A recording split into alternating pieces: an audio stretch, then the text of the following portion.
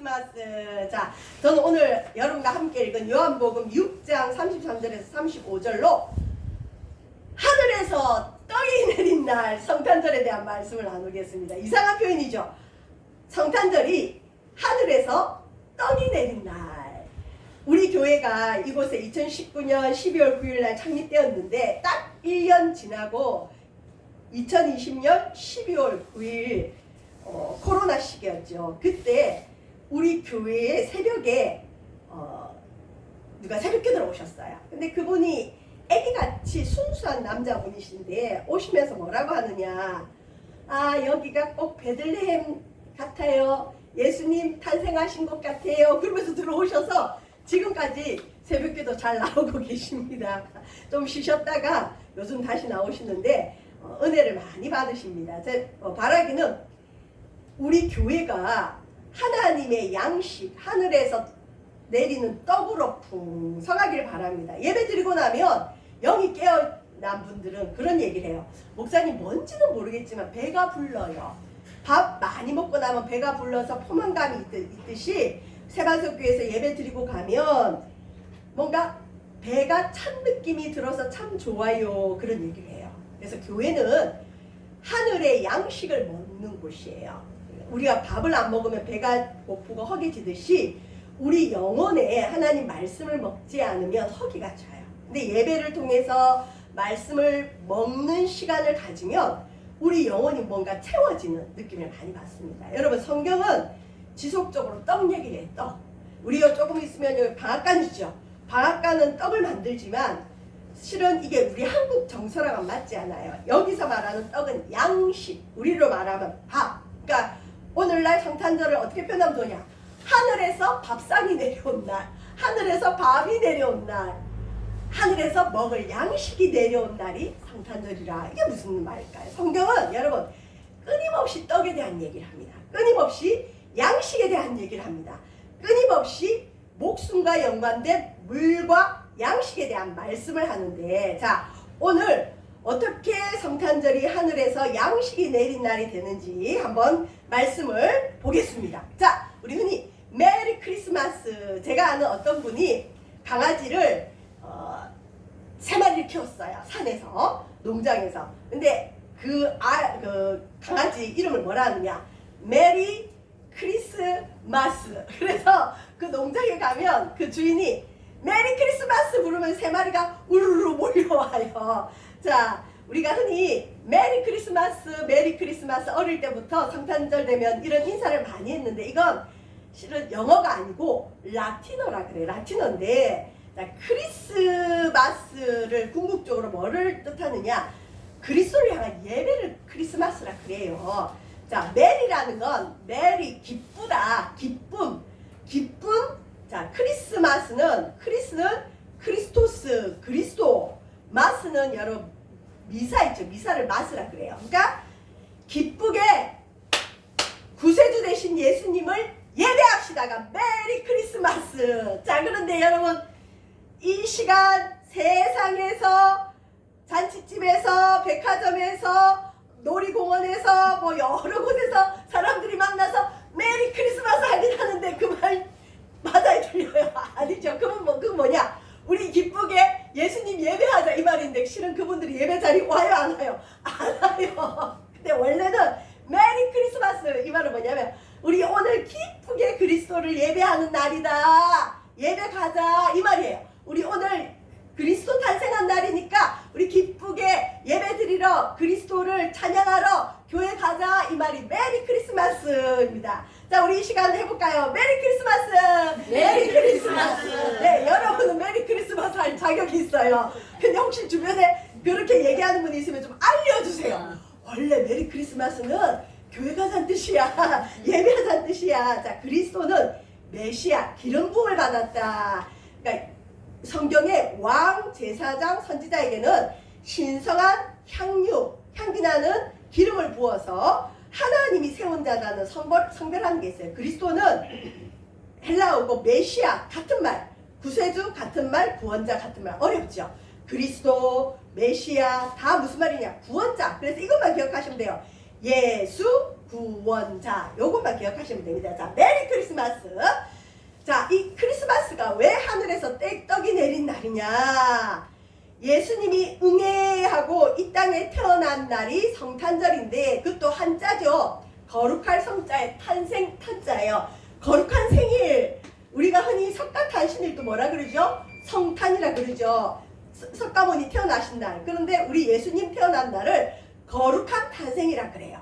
자, 근데 예수님이 어디서 태어났느냐?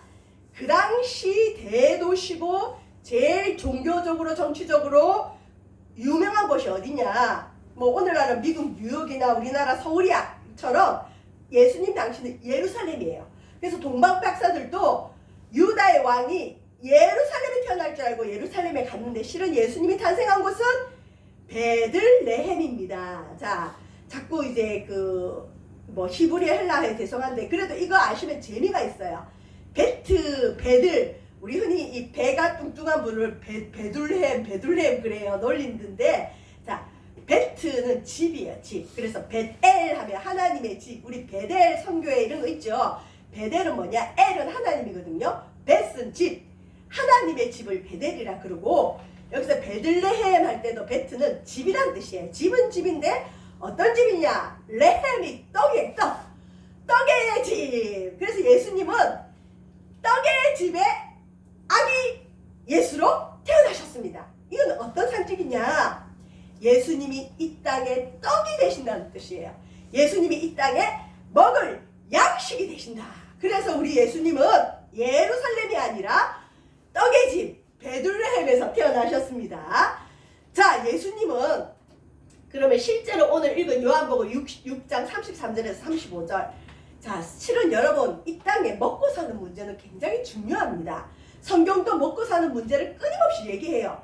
얘기를 해주면서 해결책도 얘기해주면서 궁극적으로는 영원한 생명으로 이끌어 가시는데 예수님을 따라다니는 무리들이 너무 많았어요. 그런데 이 무리들이 밥을 못 먹었어요. 그래서 예수님이 빌립에게 얘들아 저 사람들 밥을 먹여야 되지 않겠냐? 떡을 먹여야 되지 않겠냐? 그랬더니 빌립은 계산을 잘하는 사람이거든요. 빌립이 뭐라냐?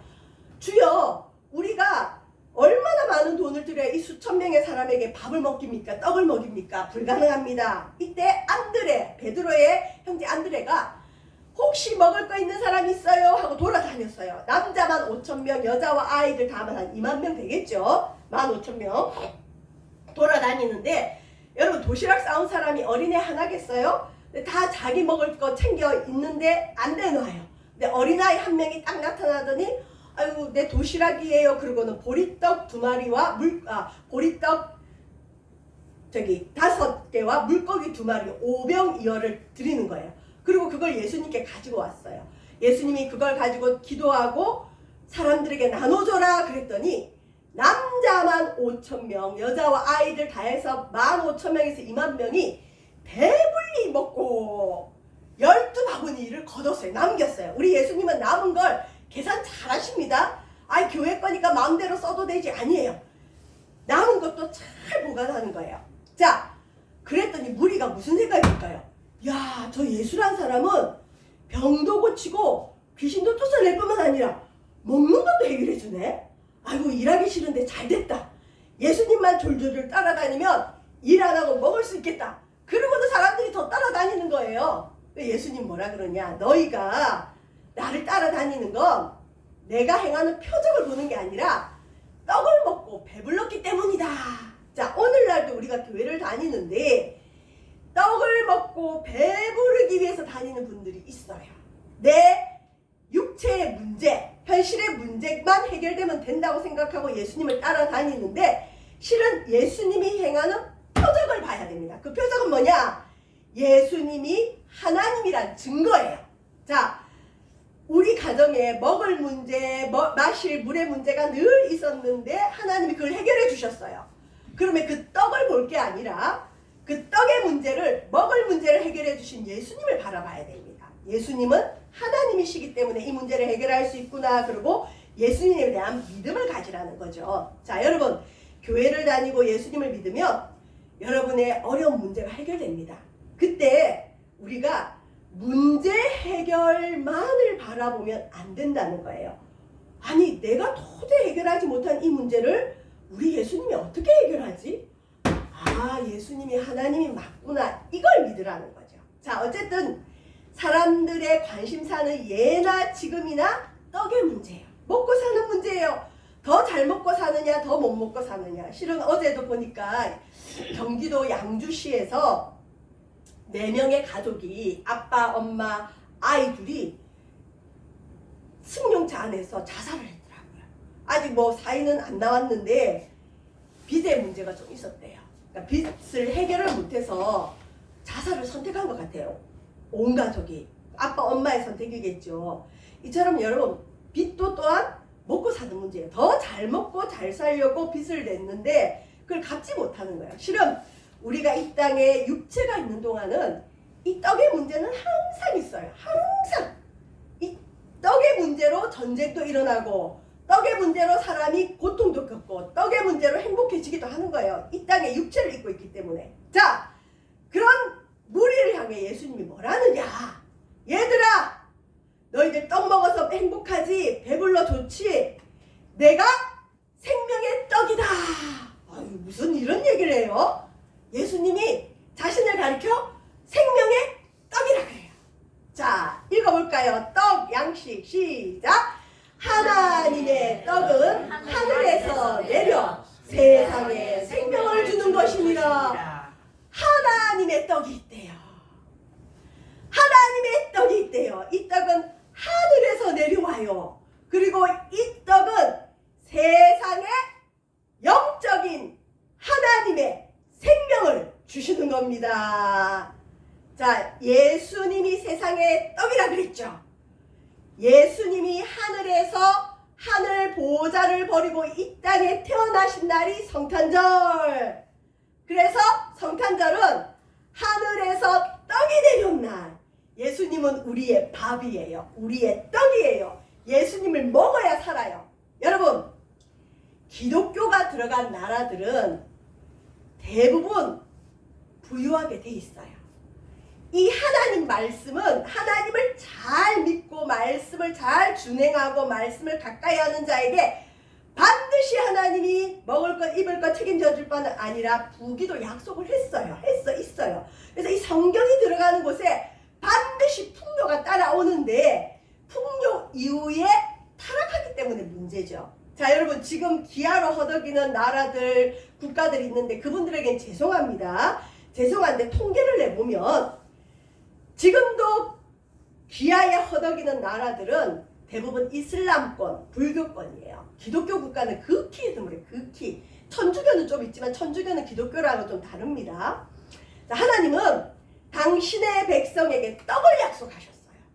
영원한 하늘의 떡, 영생도 약속했지만 이 땅에서 필요한 떡도 주신다는 거죠. 여러분 믿으세요. 그래서 떡의 문제 때문에 고민하는 분이 있다면 주님을 잘 믿으시길 바랍니다. 이 땅에 필요한 떡뿐만 아니라 영원한 하늘의 떡을, 영생을 주시는 떡을 주십니다. 자, 성탄절은 그래서 메리 크리스마스, 우리의 밥이 되시는, 우리에게 양식을 주시는, 영원한 양식을 주시는 떡이 되신, 밥이 되신 예수님이 하늘에서 내려오신 날이 성탄절. 그래서 메리 크리스마스, 메리 크리스마스. 그리스도를 예배하러 갑시다. 메리 크리스마스, 예수님 예배하러 갑시다. 하늘에서 떡이 내린 날입니다. 자, 성탄절은 우리가 모든 사람이 좋아하죠. 평화롭기 때문이죠. 자, 읽어볼까요? 시작. 지극히 높은 곳에서는 하나님께 영광이요, 땅에서는 하나님이 기뻐하신 사람들 중에 평화로다. 천사들이 와서 해준 말인데, 아기 예수님이 이 땅에 태어난 성탄절이 지극히 높은 하늘에서는 하나님께 큰 영광이 돼요. 왜? 이 인류가 구원받을 길이 막혔는데, 죄로 인해 지옥을 가야 되는데, 하나님의 아들 예수님이 이 땅에 인간의 몸을 입고 태어나서 인류를 위해 십자가 지기로 약속을 했기 때문에 하나님은 기쁨이 되는 거예요. 비록 자기 아들을 죽이면서까지 우리를 구원하시는 그 구원의 사건을 보고 하나님께는 영광이고, 땅에서는 하나님이 기뻐하신 사람들 중에 평화다. 여러분 여기서 조건이 있습니다. 이 땅에서 성탄절이 평화가 되는 사람들이 누구냐? 하나님이 기뻐하시는 사람들. 근데 요거는 싹 빼먹고 이 땅에서는 평화다. 무조건 평화다. 그러다 보니까 성탄절날 뭐하죠? 모여서 술 먹고 놀고 그러면서 성탄절이니까 평화야 평화. 에이 아니에요. 진정한 평화는 뭐냐? 하나님이 선택한 사람들 중에 진정한 평안이다. 죄와 슬픔과 어둠에 눌려있던 사람들에게 진정한 하늘의 평화를 주는 날이 성탄절이다. 자, 좀 전에 우리 살펴봤죠. 베트가 뭐라 그랬죠? 집, 레헴, 떡.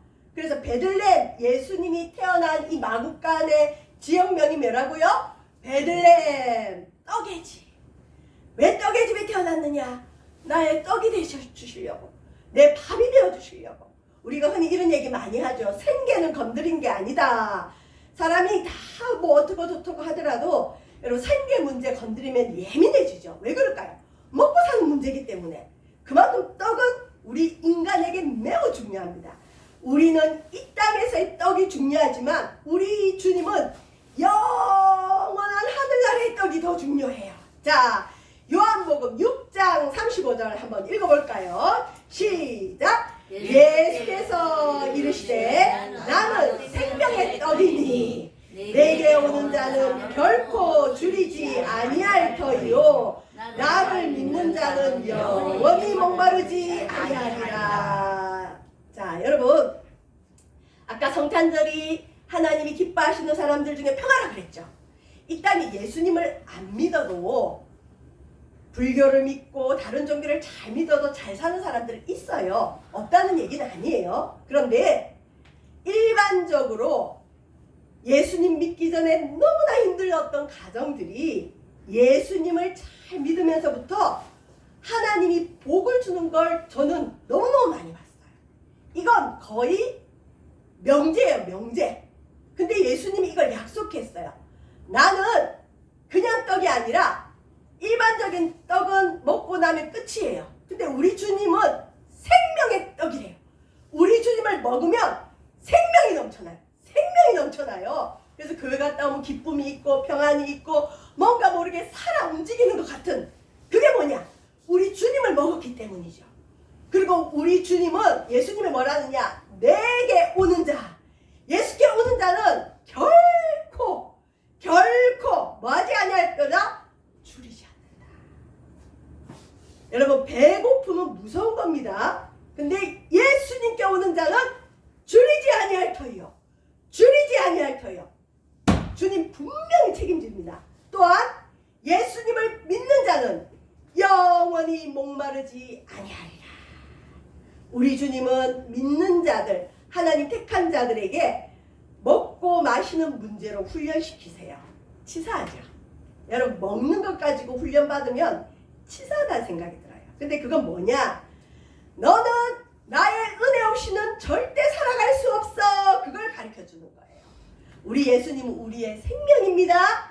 먹고 마시는 문제의 주인이십니다. 이 땅에서 필요한 육의 양식뿐만 아니라 영원한 양식, 하나님과 교제할 수 있는 영적인 생명도 우리 주님이 주관하고 있습니다.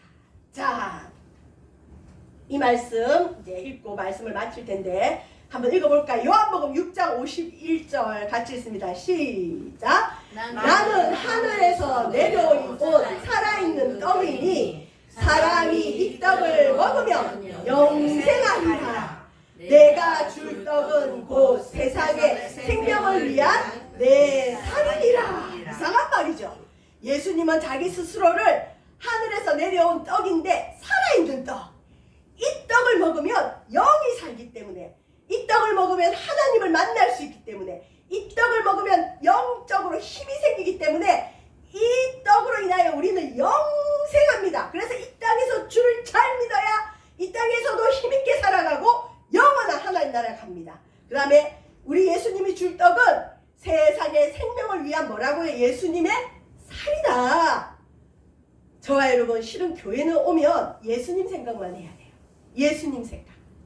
이 교회는 왜 이러지? 이 교회가 뭘 할까? 어떤 행사 프로그램 아니에요. 교회 오면 예수님을 먹어야 됩니다.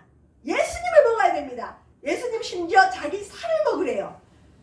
저는 아주 기독교를 싫어했던 사람인데 어떻게 하다가 주님을 만난 적이 있어요. 근데 은사 체험이라 그러죠. 주님을 만났는데 뭐 어쩌고 다 좋아요. 근데 제가 잊을 수 없는 건 이제 환상 가운데 기도하다 보면 간혹 환상이 보이거든요. 환상 가운데 십자가에 그 예수님이 실제로 달린 어떤 남자가 달려서 피를 철철 흘리는 거예요. 근데 환상 가운데 나보고 그 남자분이 뭐라냐면 이 피를 마시라 그러는 거예요. 그래서 제가 뭐라고 할게요, 여러분? 여러분 환상 가운데 이 피를 마시라 그러면 여러분 뭐라 그랬어요? 마시겠어요? 무서워요. 무섭죠? 그래서 내가 뭐랬냐면 제가 흡혈귀인가요? 왜 피를 먹지요? 그랬어요. 그랬더니 그 환상이 싹 사라지더라고요. 없어졌어요.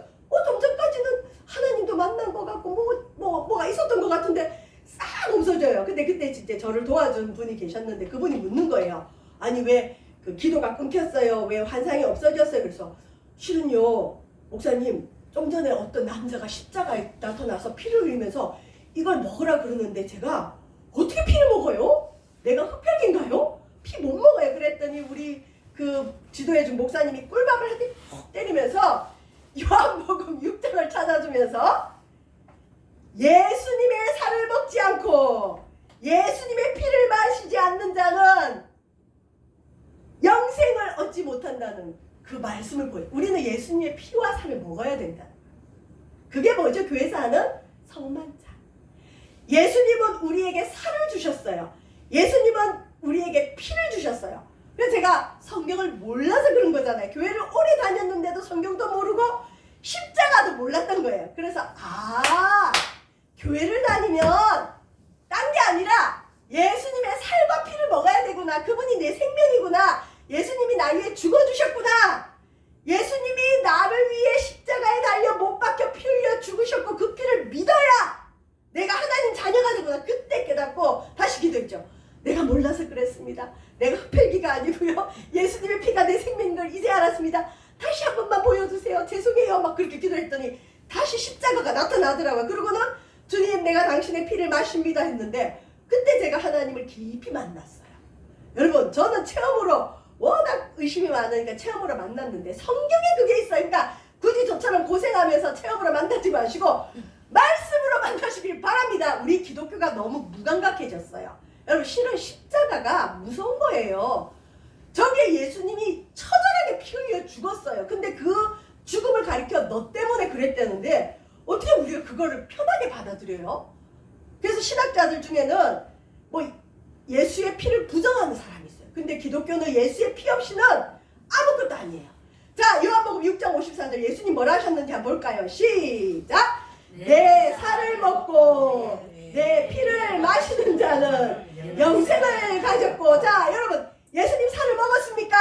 예수님 피를 마셨습니까? 예수님 살을 먹고 예수님 피를 마셔야 영생을 가진대요. 자, 그 다음 계속 읽습니다. 시작!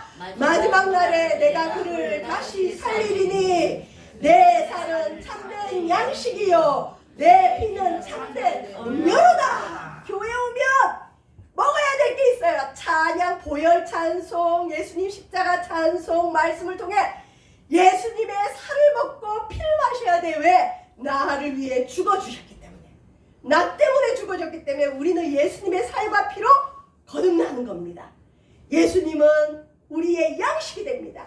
예배 오면 예수님 생각만 나요. 오늘도 나는 주님의 살과 피를 마십니다. 먹습니다. 주님 내 속에 영생을 허락하소서. 나는 주님을 사랑합니다. 여러분 누가 밥 한 그릇 사줘도 고마운데 나를 위해 살을 찢어주시고 피를 다 흘려주셨어요. 이게 예수님의 사랑입니다. 전도서 11장 1절 진짜 맞춥니다. 이걸 거의 마십니다. 시작! 너는 내 떡을 우리에 던져라. 여러 날 후에 도로 찾으리라. 지난주에 살펴본 말씀이에요. 물론 이건 우리의 양식을 세상에 물 위에 던져라, 구제해라, 투자해라, 그러면 여러 날 후에 도로 찾는다는 일반적인 말씀이기도 하고, 영적인 해석은 뭐냐? 우리가 가진 떡이 뭘까요? 여러분, 예수님. 우리가 가진 떡은 인절미가 아니에요. 밥이 아니에요. 예수가 우리의 생명, 양식, 떡이에요. 우리가 가진 이 예수님의 살, 피를 물은 세상을 뜻할 수, 세상에 던지라는 거죠. 오늘 성탄절을 맞이했습니까? 그러면 세상을 향해, 세상이 누굴까요? 마음에 예수님 없는 사람들을 향해 나아가서 뭐라 하느냐? 메리 크리스마스! 하늘에서 내려온 예수님을 먹으세요. 예수님 믿으셔야 됩니다. 자, 우리에게 있는 예수님의 복음을 세상에 던져야 돼요. 그러면 예수님을 믿는 사람들이 많아지고 마지막 날에 우리 주님이 그 사람들을 도로 찾는 겁니다. 성탄절의 진짜 의미는 우리를 위해 십자가에 달려 죽으신 예수님을 믿는 날이고, 그분이 우리의 영의 양식이 됨을 믿는 날이고, 또 우리가 받은 그 사랑을 세상에 전하는 날입니다. 저는 십자가가 믿어지지 않아서 너무너무 힘들었어요. 그래서 저는 예수님이 안 믿어지는 분들을 누구보다도 이해합니다. 이 믿음은 내가 믿겠다고 믿어지는 게 아니에요. 믿음을 주셔야 됩니다. 특별히 뭐에 대한 믿음을 주셔야 되냐? 예수님이 나를 위해 십자가에 달려 진짜 죽어주셨구나. 그분이 나 때문에 살을 찢어주셨구나. 피 흘려주셨구나. 예수님의 피를 먹어야 내가 영생을 얻구나. 여러분, 교회는 예수님의 살과 피를 먹는 시간이고, 예수님이 참된 양식이고, 예수님의 피가 참된 능력이기 때문에 예배를 통해 예수님을 많이 예수님의 생명을 많이 먹는 저와 여러분 되시기를 주의 이름으로 축원드립니다. 기도하겠습니다. 예수님의 살과 피는 우리의 생명입니다.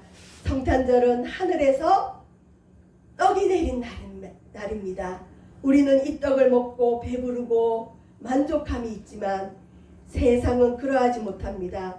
우리가 가진 이 영생의 떡을 세상을 향해 나눌 수 있도록 하나님 우리에게 십자가를 만나는 체험을 허락하여 주옵소서. 메리 크리스마스.